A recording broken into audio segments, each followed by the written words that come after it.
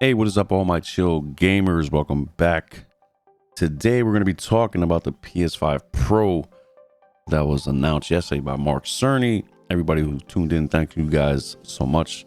Much appreciated. If you guys are new to the channel, like and subscribe for more content. You guys can stay up to date whenever I post a new video or go live. But with that said, I don't know if who really watched the video yesterday and really caught what Sony's trying to do. Now, for years, you know, back in the PS4 days, you know, when I first got the PS4, I was ecstatic. The games were great. The graphics were great, you know.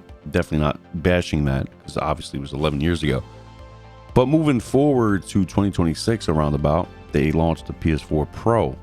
I was still excited, but I was like, you know what? If it's 4.2 teraflops, are we going to have 60 frames in some games? No, obviously not. That didn't happen. I was kind of like bent out of shape a little bit because I'm like, dang, man, you guys up the ante with power. But, you know, you guys didn't do anything with it. It only added like 4K HDR and some stuff like that. Cool rendering and all like that, checkerboard, whatever. Now moving forward to the PS5 launched in 2020. The only thing I didn't understand at the time was 8K. And I was like, what games are running in 8K? You're talking about video, like streaming video, like, you know, movies? Or is it capable? Like, okay, that's fine. But no, let's be realistic. You're not coming out with 8K content. It might be a game out there like that's posting 8K, but it's probably like a 2D game. Let's be real. So, you know, time goes by and I'm glad. And this is why I got the PS5.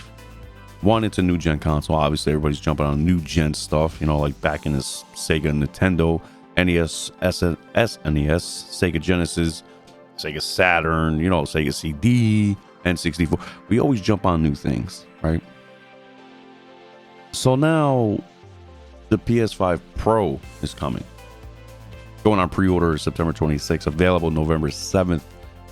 A lot of people are really upset about the pricing being $700.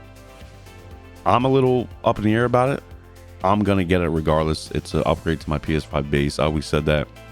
The thing I like the most is they're aiming for fidelity mode, like fidelity mode, close to fidelity mode, to 60 frames in some games. Not all of them, some games. Now this may not be for you. The pricing ain't working, and it's diskless. You have to buy your own disc hard drive. It's kind of crazy because it's $80. Now, for me, not for you maybe, but for me, I've been buying digital for like 11 years now. Minus a couple I bought on PS4, bought a couple hard copies, but I mainly 98% went to digital. So this doesn't affect me personally. What does affect is that the fact that people who collect hard copies, physical copies, are gonna have to buy the disc drive for it.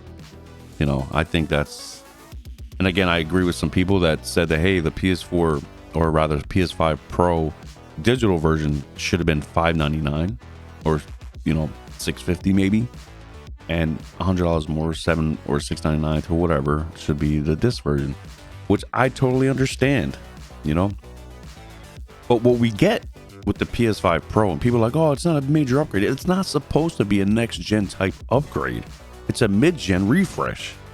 Okay, I'm like minimal upgrades, and is it worth $700? Probably not to you, but to me it is. I'm a performance guy. Every game I play, it's performance. I don't go 30 frames anymore unless I absolutely love the game and I have to play 30, and I don't want to do that anymore. You know, I don't want to do this on these consoles anymore. I'm done with it. Just like Mark Cerny said, 3/4 of the time people are choosing performance. What does that tell you? We bought this console to play in performance 60 FPS. I was really ecstatic when Destiny from Bungie and stuff like that with Destiny upgraded to 60 FPS a month after launch of the PS5. I was really hyped up for it. Adding the FOV slider, 60 FPS, dude, it was a dream come true. 120, little lower resolution, and 120 frames with Destiny was phenomenal, man. I was like, wow. But I did buy a PC in 2021 in February. A lot of people are like, man, if you got a PC, why would you need the PS5 Pro? I technically don't need a PS5 Pro. I would like to have a PS5 Pro because it's better tech and hardware, and you can play the games better than the base PS5 in some cases. A lot of first party titles are probably going to be doing this enhanced versions. Third party, however, may not. And that's what's the kicker here. Let's be realistic. Call of Duty's cool. It already plays, 60 to 120 frames on PS5 and in some cases 1440p and stuff like that. I seen it, playing 60. I played 60, but it is what it is with widescreen FOV slider and stuff like that to 120, 110 some areas. But yeah, some games running 120 FPS. It's fine. People are like, you don't need the PS5 Pro. It already does that. Okay, if it's not for you, don't worry about it. To me, I'm gonna be buying it because it's an upgrade. Okay. And what I don't like of gamers over there on X, Twitter X, whatever you want to call it, are comparing a 4090 to the PS5 Pro. You believe that?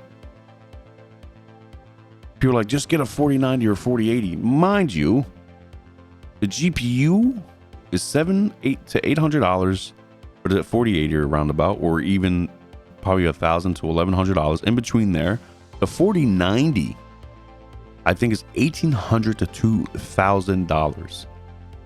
Mind you, it's a powerful GPU card, graphics card. It's one of the best out there. But that's what you get. You got to pay the cost to be the boss. You know what I mean? So to have a PS5 Pro, I can roughly do what a 2080 or 3070 ish can do. I'm not saying it's more powerful than those cards. What I'm saying is it's on a realm of doing that. And the PlayStation 6, when that drops in like 2028 or so, 2027 or 28, I'm telling you right now, they're making it right now. Just like they did with the PS5. Remember that? They were talking about, a year later, we were throwing up concepts of that. Guys, it's been out for 4 years, the PS5. And guess what? The PS6 is already halfway made. So to me, you know what this tells me? That it's going to be on a par with the 3070. This is what it is, right? Now, the PSSR, the PlayStation Spectral Super Resolution, actually, I love it because that's the fidelity that we're looking for. Mind you, with the enhanced GPU, okay? The bigger GPU. All of that's going to be around about faster, 45% rendering with faster. So to me, the power is there. Okay? You got the AI's the upscaling. You got the ray tracing upgrade to 2 to 3 times more ray tracing, which again, I don't think nobody really asks for. I mean, the games look really nice and pretty. If you're slowing down, hey man, if it's for you, it's for you. To me, I can care less about this. I mean, with performance mode, we still have some kind of reflection. That's good enough for me. If I'm, playing a faster paced game, The Last of Us 2, I put ray tracing on or whatever. Fidelity mode. It looked gorgeous, but you're moving. I think times when you're slowing down, the creep around. Yeah, you could put, I don't know, man. It's just, I don't know. To me, ray tracing, I don't know. I don't even use it for computers that much, so PCs. So, mind you, PCs, we know we have the DLSS, deep learning super samplers, and now they got 3.0, soon to be 4.0, and all this crap, and you can mismatch with balance and quality and performance, and it's crazy stuff, man, in PC. But, I'm glad Sony's dipping in to that kind of realm, okay? PlayStation 6 is going to be phenomenal. I'm going to say it now. Not a lot of people are speculating that the PS6, PS5 Pro being $700, this could be, a trial and error here for Sony, that, hey, if they're going to pay $700 for a Pro, what can they pay for the 6? We'll price it at $700, not $500. But let's be realistic, guys. Let's fast forward or rewind it to the PlayStation 5 Pro having a 2 terabyte right off the gate. Okay, that's an extra 1.2 teraflops. Right now, 1 terabyte, teraflop. Teraflop. Hello, tera. Oh God, excuse me, guys. I'm lost today. They have 1 terabyte of like 1.2 terabyte extra for the PS5 Pro. The PlayStation 5 base storage is 825 minus whatever, so you're really only getting 600. Okay, you're getting 1.4 terabytes. Man, I'm lost today, guys. Sorry. Terabyte of storage. Okay. Now, how much does that cost? 2 terabyte is roughly, the WND black, whatever, with the heatsink is $140 to $190 for 2 terabyte minus, you know what I mean? A 1 terabyte can go to 80 to 120, $50, $60, 80. It depends. You know, these things cost money. With the whole powerhouse included, right? That 45% extra power, rendering and all that good stuff, ray tracing, you know, 67 more bigger and all this other stuff with everything else. They're giving one or the other for free.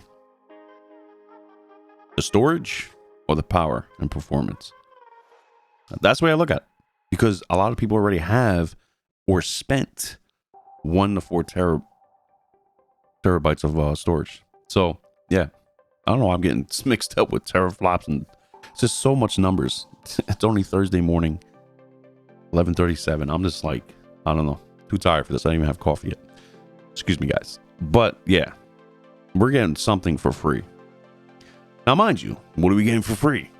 Again, coming out of the gate, 2 terabytes. Okay, 2 terabytes of storage, a lot more performance and power. So one of them is free. I'm guessing the power, because the 2 terabyte, you know, is a little expensive. So you figure a $499 console with 2 terabyte is going to cost you around $640 to $680 minus, okay, because I'm going by the digital, right? Digital is $400 plus $180 for 2 terabyte. That's $680. So it's roughly around the same thing, you know, more powerful, better performance. Who here wanted fidelity mode or quality mode in 60? Me. I was like, man, I want to play these games in quality mode in 60. I'm tired of just choosing 30, but I got to choose performance. There was some talk about Wukong in performance mode not looking that good. It looks fine to me. It looks absolutely fine to me. The game is great, guys. I recommend Wukong to anybody. But yes, but who here is excited for the PS5 Pro, guys? Let me know, and hopefully we'll see you guys in the next one. As always, stay chill and happy gaming. Peace.